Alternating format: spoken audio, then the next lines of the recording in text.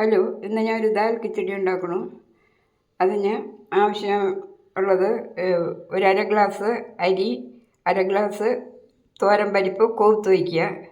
കുതിർത്തെടുത്തിട്ട് ഈ ഒരു പ്രഷർ കുക്കറിൽ അല്പം നെയ്യ് ഒഴിച്ച് ഈ മസാലകൾ ഗ്രാമ്പു, പെരുംജീരകം, പട്ട ചേർത്തൊന്ന് വഴട്ടിയിട്ട്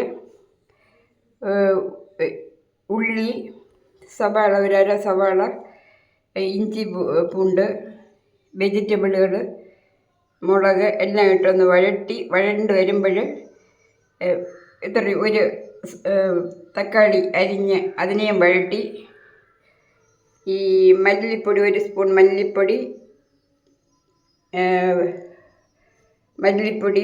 മുളക് പൊടി, മഞ്ഞൾപ്പൊടി ഇത്രയും ഒന്ന് പുരട്ടി എടുത്തതിന് ശേഷം ഈ പരിപ്പും അരിയും കൂടിയിട്ട് നല്ലവണ്ണം പ്രഷർ കുക്കറിൽ ഒരു ഗ്ലാസ്സിന് 3 ഗ്ലാസ് വെള്ളം വീത്തി പ്രഷർ കുക്ക് ചെയ്യുക.